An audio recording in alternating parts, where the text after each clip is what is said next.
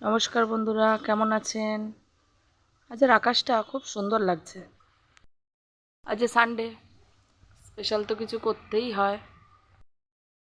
তাই সকালবেলায় চলে আসলাম গ্যাসের কাছে। আমার পলা দিয়ে তেল সাকসেস হচ্ছে কিনা জানি না।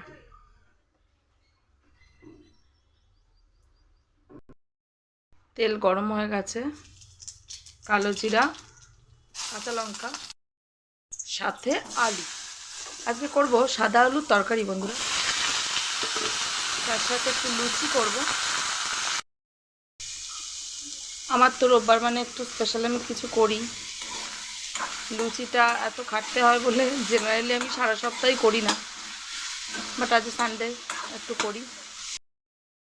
হয়ে গেছে বন্ধুরা গরম গরম লুচি এবং তরকারি। ব্রেকফাস্ট করে চলে এসেছি বন্ধুরা।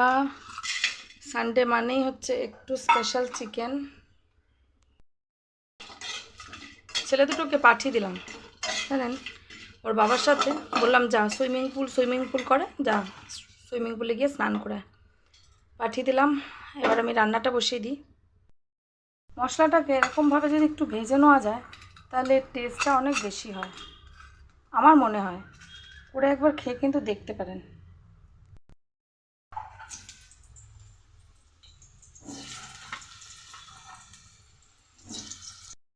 আমার চিকেনে আলুটা একটু বেশিই দিই, ভালো লাগে খেতে বলে।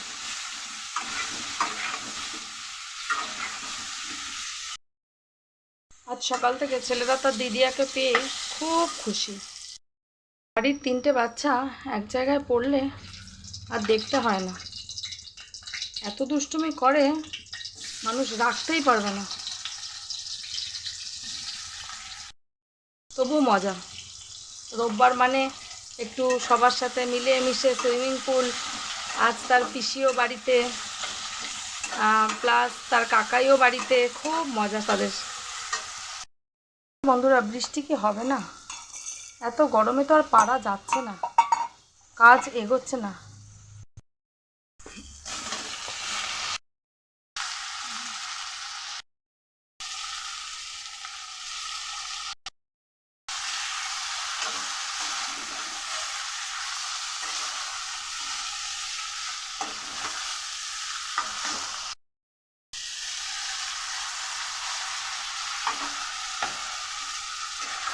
এবার কষিয়ে কষিয়ে একটা কাজ কমপ্লিট হবে। আর একদিকে অবশ্য আমি ভাতটা বসিয়েই দিয়েছিলাম আগে।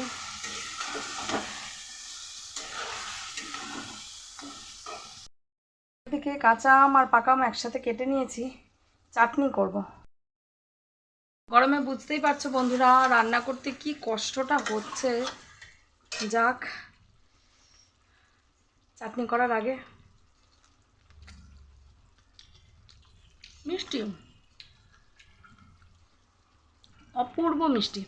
এটি আমটা কোত্থেকে পেলাম বলছি। এটা হচ্ছে আমাদের গাছেরই আম। আমটা আমি ফ্রিজে রেখে দিয়েছিলাম, তো ফ্রিজেই পেকে গেছে। তো হুম, একদম মিষ্টি গুড়।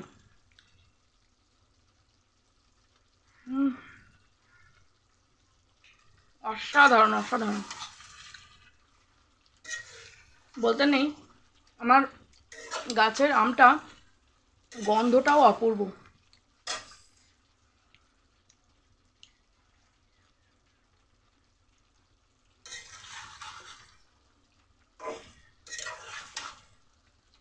আমের চাটনি করবো বলে কেটে আমি নিজেই সব খেয়েই ফেললাম। যাক, আরও আম আছে, সেগুলোকেই কাটবো।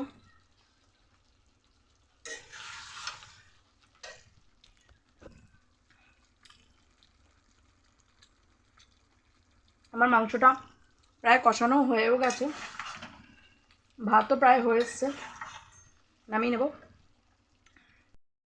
বন্ধুরা কাঁচা আমের ঝোল তো আমরা সবাই খাই গরমের দিনে, সবারই খুব প্রিয়।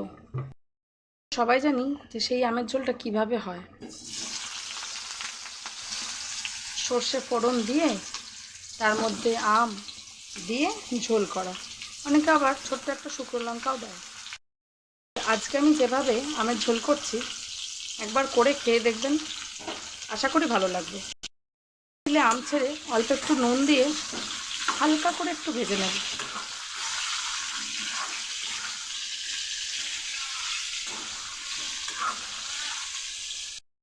হালকা ভাজা হয়ে গেছে, এবার এর মধ্যে দিয়ে দেব এই অর্ধেক অর্ধেক বাটা সর্ষে বাটা। রাখতে হবে ঘন সর্ষে বাটা নয়, কিন্তু সামান্য অল্প সর্ষে বাটা। তো বন্ধুরা দেখতেই পাচ্ছেন একদম পাতলা সর্ষের ঝোল, তার সাথে দিয়ে দেব সামান্য পরিমাণ একটু হলুদ, ব্যাস। এবার শুধু চিনি, মিষ্টিটা যে যার মতো। কোনো দিন যদি সময় থাকে একবার এই ঝোলটা খেয়ে দেখবেন, আশা করছি আপনাদের ওই সর্ষে ফোড়ন দিয়ে যে ঝোল তার থেকে অনেক সুন্দর লাগবে। ফুটে গেছে, দিয়ে দেব চিনি।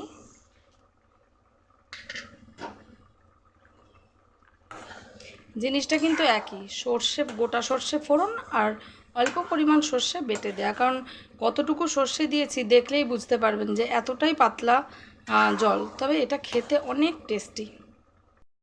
বন্ধুরা হয়ে গেল, গ্যাসটাকে নিভিয়ে দিলাম, চাটনি রেডি। ছেলেদের ভাত নিয়ে চলে এসেছি, চাটনি আর মাংস দিয়ে ভাত। বন্ধুরা আজকে দেরি হয়ে গেছে বলে, আমার যদিও রোজ দেরি হয়ে যায়, এটা একদম কমন ব্যাপার। তো ছেলেদেরকে আগে খাইয়ে দিই, তারপর ওর বাবা এখন আবার ওই আরও কিছু মাল গোছানোর আছে বলে কাজে বসে গেছে। আর পুজোটাও আজকে ওর বাবা দিয়ে দিয়েছে বলে আমার আর ঝামেলা নেই। তুমি দিয়েছো? Very good, very good. আসো না, তোরা যে চাটনি খেলি কেমন হয়েছে চাটনি? দারুণ। আরেকবার দেবো? ওকে। আমটা আগে, আমটা তোমরা আম খেতে ভালোবাসো? তুই আগে বল যে সাঁতার কেটেছিস? কে সাঁতার কেটেছিস? ভাই পুকুরের ধারে সিঁড়িতে বসেছিল।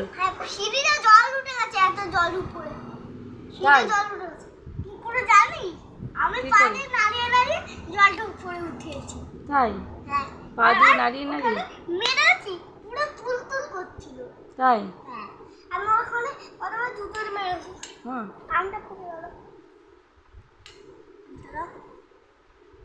দেখ কেমন হয়েছে বলতো, ভালো হয়েছে?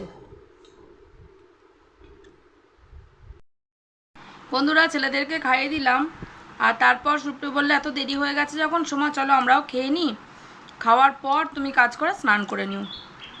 তো আমি আর সুপ্রিয় বসে গেছি। কেউ কেমন হয়েছে? ভালো হয়েছে? ও তো খেয়ে বলছে ভালো হয়েছে। তো যাই হোক, এখন শান্তিতে একটু খেয়ে নিই।